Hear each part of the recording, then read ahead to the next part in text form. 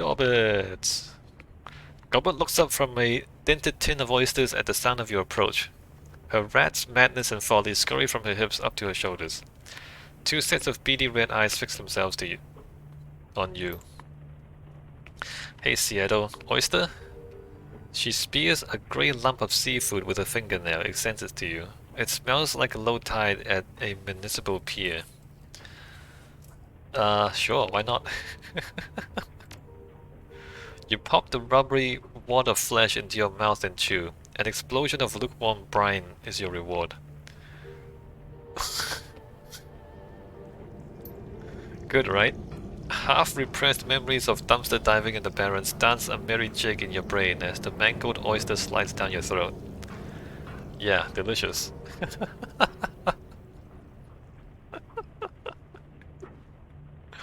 Oysters, am I right? Yeah, delicious. I wouldn't go that far, but it's seafood, and it isn't made of soy. That makes it good in my book. She tips back the tin, drains the remaining juice, then flicks it into the overflowing bin at her side. So, what do you need? How do you like life here in the boat hole? It's fine, shaping up. Having new roomies is always nice. She smiles. How are you enjoying your cabin? Comfy enough for you? Isn't half bad. Better than some of the places I've squatted back in the Barrens. I've heard stories about the Redmond Barrens. Sounds like a real winner of a place. Kowloon isn't any better, of course, but at least our little slice of home is safe. Is it safe? I'll take the boat hole over the Barrens any day. This boat should have been scrapped years ago. I'd feel a hell of a lot safer at a hotel. No, you won't. That's true. It's handy having a mob boss on our side. Is she really on your side? Anyway, I'll take the boat hole over the Barrens any day. That's the spirit. A lazy smile spreads across her face as her fingertips brush Madness's back. The rat squeals and darts back into the safe haven of Gobbet's hair. You know the boat hole is a pretty mediocre name for the ship. Ever consider changing it? That's not important. You said that you'd teach me how to be a better Shadowrunner. I'm here to collect. Still remember that, huh? Still remember that, do you, huh? I just sort of assumed that you'd laugh that off. No dice, wise inventor. You're offered. Now pay up. She straightens. Okay, how about this? I'll tell you a story about a run gone bad. You tell me what you'd have done in the runner's place, and then we'll compare notes on your answer. How's that sound? Works for me. She sweeps a tangled rope of hair out of her eyes and back over one pointed ear. After a moment of silent contemplation, she bites her lips and nods. Okay, so this is a story from early in my career. I was part of a team here in Hong Kong, but I did some occasional moonlighting for another group based out of Macau. I was a busy kid. Early in your career? So you were what, like 12 years old? Hold on, she's an elf. Elves don't age. Isn't she a lot older than she looks? Anyway, who was on that other team? Anyone I might know? Not unless you can talk to dead people. She pauses, raises an eyebrow. That was a spoiler, by the way. The run didn't end well. What, you survived? It wasn't all bad. Anyway, the job was a hit on this tower. Sort of a Trid multiplex stash apartment complex. I'm sure that they've got them in Seattle too, you know the kind. 7 huge screens, monster concession stand, coffin apartments on top like barnacles on a whale. Hold on. Trid multiplex slash apartment complex. So there's like a movie theater, and then there's apartments above. I used to go to one back in Seattle. Best way to watch Urban Brawl. Never been to one, but I've heard of them. I lived in one for a while. Every time they showed an action movie, the walls would shake. Used to go to one back in Seattle. Would I have lived with them? Maybe I wouldn't have.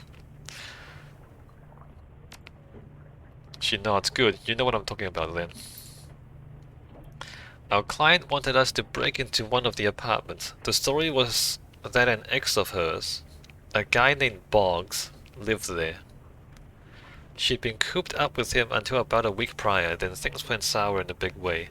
She wanted us to get back some things that Boggs kept when he kicked her out. Scared the shit out of him. Bloody him up a bit. Make it look like a robbery, you know the drill. Sounds more like a job for throw gangers than full-fledged Shadowrunners.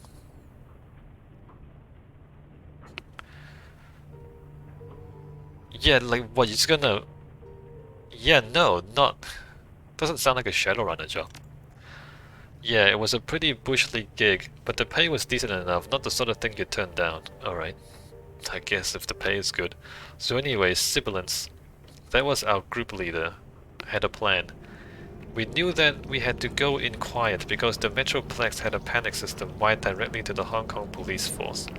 If we'd gone in shooting, we'd be drowning in cops within 10 minutes. Sip thought that we could maybe take advantage of the apartment's terrible soundproofing and kick in Bog's door when the movie got loud. We'd camp out near his doorway, wait for the ceiling to start raining plaster, then smash our way in with its neighbors none the wiser. Oh, I know this? This sounds kind of familiar. Yeah, it's pretty close to what John Wilkes Booth did when he assassinated Lincoln. Sip was an amateur historian, used to bore the rest of us to tears, but I guess it could occasionally come in handy. So we waited in the hall, just like Sibilance planned. We had a guy on the elevator, another at the stairs. I was waiting by the floor's communal kitchen. Sip took up position by the door. She had these cyber legs that she dumped a ton of new yen into. Hydraulic jacks, strength enhancements, the works. Girl could probably leg press a dump truck.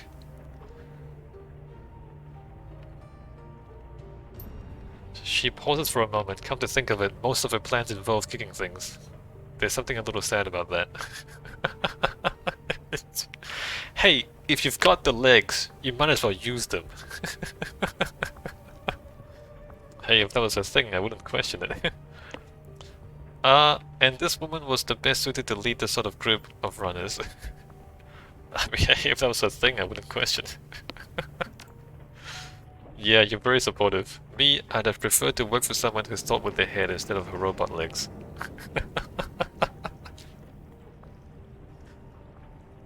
It's not! I mean, Gobbet, if you have the legs, you spent money on them, you might as well use them. Anyway, we heard a boom from downstairs, felt the walls shake with the reverb. Sip wheeled back and gave the door a massive kick, just as she planned. From where I was standing, I couldn't really see what happened. I could hear a massive crack as her boot slammed into Duraplast. The door flew off its hinges, exploded off, might be more accurate phrase. A second later, we heard an ungodly crash. There was a moment of silence, then Sib let out this little gasp. The apartment was in shambles. It looked like a hurricane had hit it. Everything was trashed, everything but the door, which was miraculously still in one piece. Remember that this was a coffin apartment. It wasn't much wider than the door was to begin with, and Boggs, well, what was left of him was under the door too. Oh, really? You kicked the door in.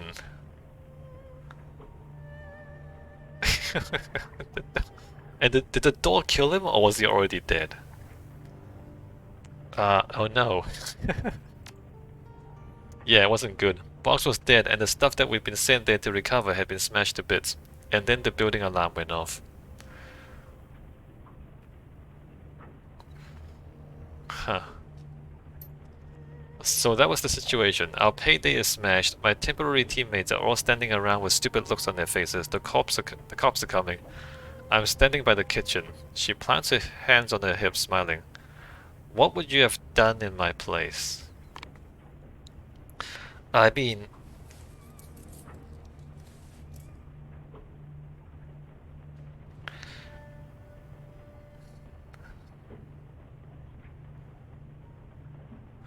Your group was in trouble.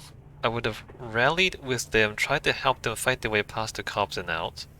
Sibilant created the situation. You weren't even a part of her team. You were subcontracting, and I have cut and run. Damage control. I'd have looked for blackmail material to protect myself from soon-to-be angry clients. I'd have tried to improvise. Was there anything in the kitchen you could have used to resolve the situation?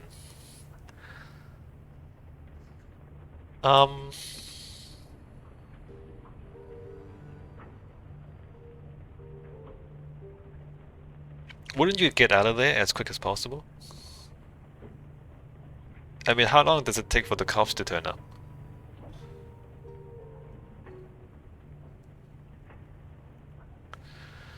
Your group was in trouble already. Try to help them fight their way past the cops. Yeah, I don't think they're up for fighting past cops.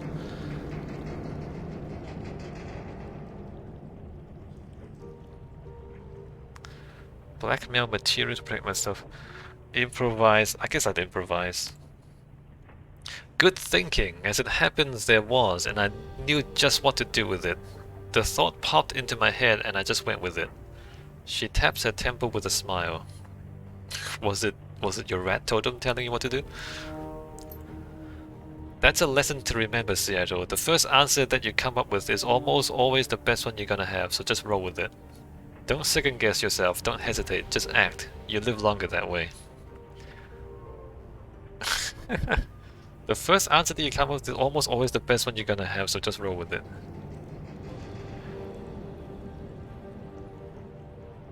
No, come on, Gobbet. Look, if you are in a time-sensitive situation, then yes. But you're not always in a time-sensitive situation, Gobbet. If you have the time, then spend more time thinking about it. If you don't have the time, then yeah, you have to act immediately, I get it. No, Gobbet. Not all the time. Anyway, got it. Now, when I think crowded theater, I think place where you can't shout fire because it'll cause a panic. And then I thought, cops don't charge into burning buildings. They'll help people get out of them.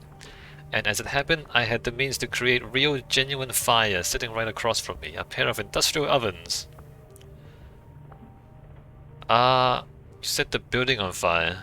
Yeah, sure, makes sense to me, I guess. Gobbet, I don't think that I can imagine an idea much worse than that. No, that sounds like a good idea. You set the building on fire? Yeah, sure, makes sense to me, I guess. No, I get it. Yeah, no, sounds good. Right? It was clearly the best available option. I opened the gas vents wide and set the range on a timer and motored back into the hallway. That sounds good to me. It sounds like a good idea to me. The others had started arguing amongst themselves. I told them to snap out of it and follow me down into the lobby. We have to clear the hallway before an errant spark takes the whole floor out, I said. Sounded pretty reasonable to me.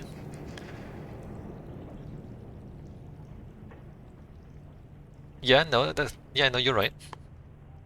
Unfortunately, the rest of the group wouldn't listen. Sib and the rest of the team were too busy arguing about the relative merits of her let's kick things really hard to see what happens tactical system to want anything to do with me. I shouted back to them that the kitchen was going to explode and continued down the hallway. No, you're right. Gobbet did nothing wrong. Gobbet did nothing wrong. Just like I planned, I got out of that run in one piece. So did every single one of the people in that multiplex. My fire plan worked beautifully. If the rest of the team had listened to me, they might have gotten out of the building too. Kind of a bummer that they didn't, but at least the run turned out well for me. Yeah, no, they should have... Your team were really not good at their jobs, right? Like, there's no plan B, and they're not, they don't think on their feet. They start arguing. They just triggered the alarm, and the cops are on their way, and they start bickering. They start arguing amongst themselves instead of like acting, and instead of like doing something. That's awful. They were not good Shadowrunners. Well, that ends well, I guess. That's right. You take what you're given and make the best of it, and that's what I did. I couldn't collect any pay, of course. The run had been a disaster. But after the explosion, I got to ride in the front of the fire truck, and they gave me cookies and a blanket. I wound up dating one of those firemen a few weeks later, so it all worked out in the end. No, Gobbet did nothing wrong. If the rest of the team were competent and paid attention to what Gobbet was doing, they'd be fine too. Gobbet claps her hands together and rubs them, a satisfied look on her face. So, Seattle, the laughter disappears from her voice and her expression goes serious. It's like somebody flipped a switch. Suddenly the look in her eyes is shrewd, calculating. Tell me, what was the moral of the story? What lesson was I trying to convey? Don't go on Shadowruns with idiots. Go with your gut. Fire solves all problems. I'm sorry, did that story have a point? Don't go on Shadowruns with idiots. Is probably the right... Yeah, no. Yeah. Ah, funny guy. She frowns. Well, that is a lesson, maybe even a valuable one. That isn't what I was trying to convey. Now pay attention because this is important. What I was trying to teach you is that you should trust your impulses. When a run has gone south and you need to improvise, don't overthink it. I agree. She scratches Foley behind the ears. Once you've committed to doing something, you gotta follow it through though. No arguing or hand-wringing, just do it. Yeah, no. Yeah, like once you've decided to do it, you're gonna do it. But also don't go shadowrunning with idiots, right? Like, and have a plan B? Have a plan B. They should have had a plan for what happened if they triggered the alarm. If you get caught up in your own head agonizing over past mistakes, well, you don't be surprised if you wound up dead. A kitchen fire can take you down as easily as a cop's bullet if you stand around and let it.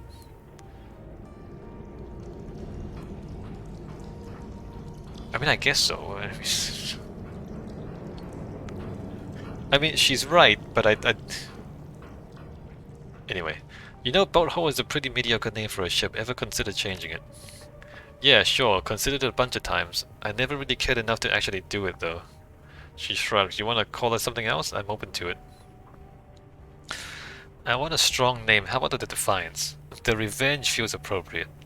Let's go with something classical. The Dowager Empress has a nice ring to it. Let's call her the Kraken. The Big Texas, that's what we're calling her. Tell me you don't love it. I don't like any of these names. The Big Texas?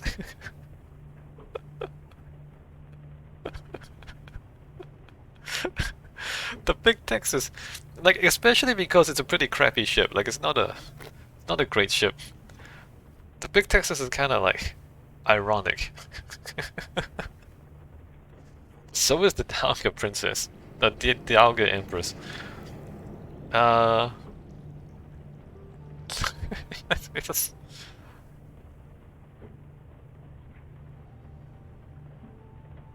let's go to Big Texas.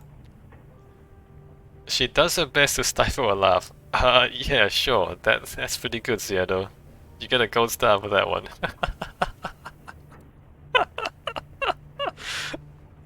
No, but it's funny, right? But we're using it, right? She rolls her eyes. Sure, why the hell not? The Big Texas. That's just what we'll call her. I'm sure that Iz will be thrilled. Yes!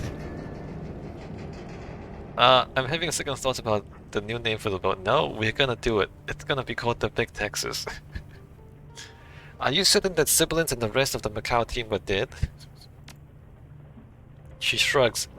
They went with me when I got evacuated with the rest of the moviegoers. I never saw them leave the building, and I haven't heard from them since. I guess it's possible that somebody made it, but I don't really run in those circles anymore. Odds are good that if anyone from the Macau team did survive, they have died off by now from sheer incompetence. Shadowrunning is an unforgiving business. You don't get to make too many mistakes. Yeah. Did any of the stuff in that story actually happen, or did you just make it up for my benefit? Seattle, I'm hurt. It all went down exactly like I said it did. She pauses. Well, except for a couple of embellishments here and there, but they make a better story. Artistic license and all that. Gobbet leans back and stifles a yawn. Madness and folly dart up to her left shoulder and lock their beady eyes on you. Hate to break it to you, kiddo, but I'm bent. But I'm beat. It's been a long day. Lesson's over for now. We'll pick it back up next time. Alright, Gobbet, I'll catch you next time. Yeah, sounds good. I'll have your next lesson ready and waiting too. She makes a brushing motion with her fingers. Scurrying along now, your mentor needs her rest. Can I not ask her about the last job? Okay. I mean, I still haven't asked her about what she thought about our last job. Not that it matters, I guess.